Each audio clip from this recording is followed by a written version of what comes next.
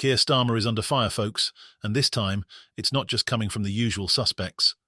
Shadow Chancellor Mel Stride has ignited a political firestorm with a ferocious attack on Starmer's leadership. His claim: Starmer is distracted, out of touch, and failing to address the core issues that are tearing Britain apart.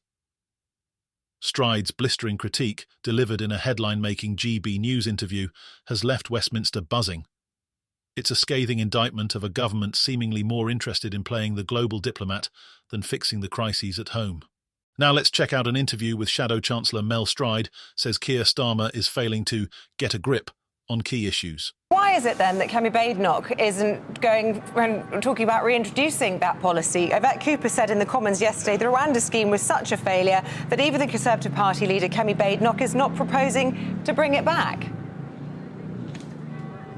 Well, what Kemi is absolutely rightly saying is we need to start with a clean sheet on this whole issue with nothing off the table. So she's very prepared to look at a whole variety of options, but clearly I think we are all agreed on the fact that deterrence has to be right at the centre of any policy, and the National Crime Agency and others have made it very clear that that's the case. If you don't have deterrence there, as we had with Rwanda and as our new policy going forward will most certainly have, then I'm afraid you're not going to get on top of this issue, which is what we are seeing in the early stages with this government, where, as you say, we've already had a record number coming over in the last 5 months that the government has been in power. But on the flip side, Mel, Labour seem to be doing a better job than the Tories ever did of deporting people who shouldn't be here. I think it's something like 10,000 since they took power. So they do seem to be making progress on that front where you weren't.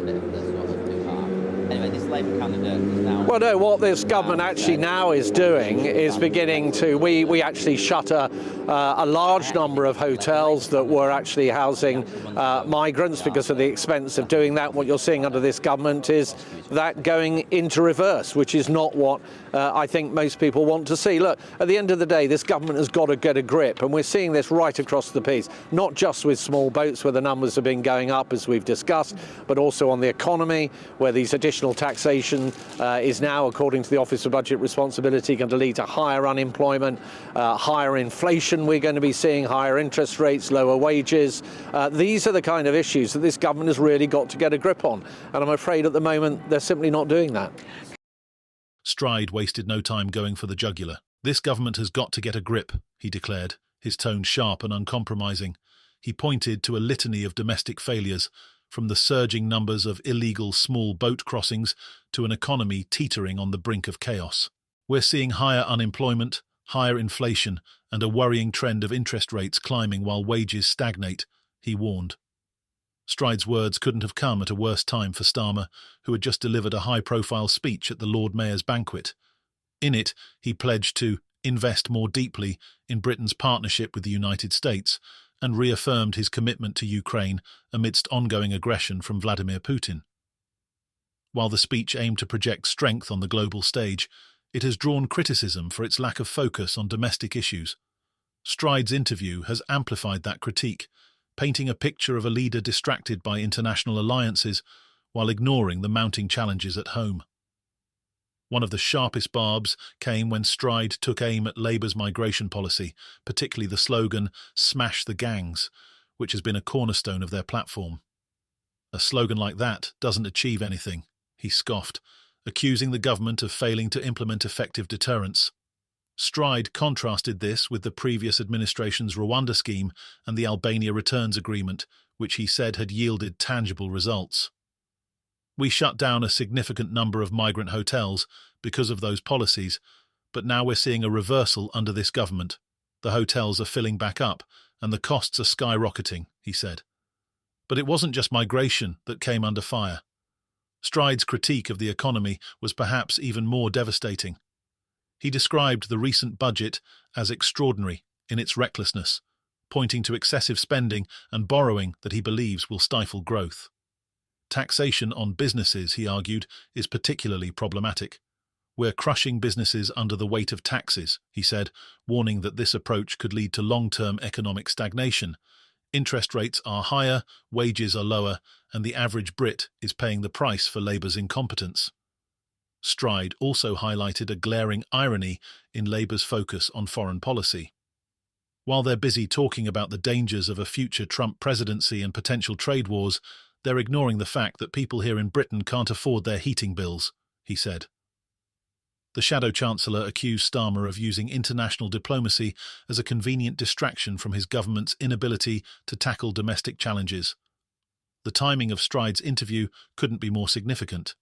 With reports emerging that Elon Musk may donate $100 million to Nigel Farage's Reform UK party, the political landscape is already rife with controversy. Musk's potential support for Reform UK has reignited debates over the need for caps on political donations. Labour has long championed such measures, promising to limit individual and corporate contributions to £100,000 annually. However, this position is complicated by Labour's own reliance on high-profile donors, such as David Sainsbury, who contributed £2.5 million to the party during the last election. Reform UK, meanwhile, is seizing the moment. The party, which has already attracted prominent defectors from the Conservatives, including Andrea Jenkins and Tim Montgomery, is positioning itself as a formidable challenger to the established political order.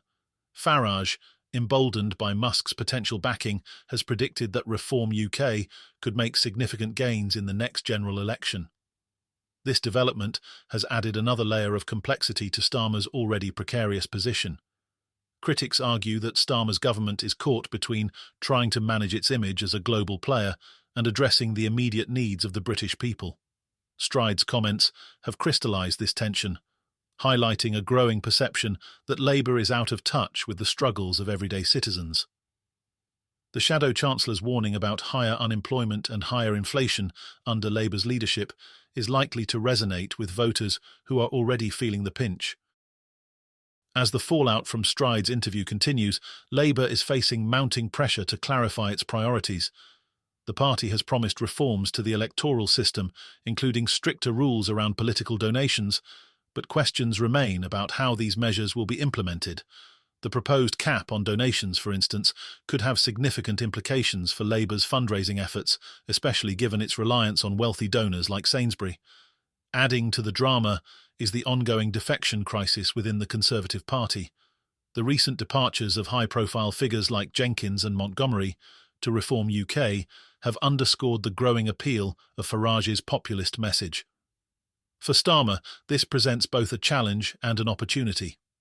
While the defections weaken the Tories, they also signal a broader dissatisfaction with the political establishment, which could impact Labour's standing as well.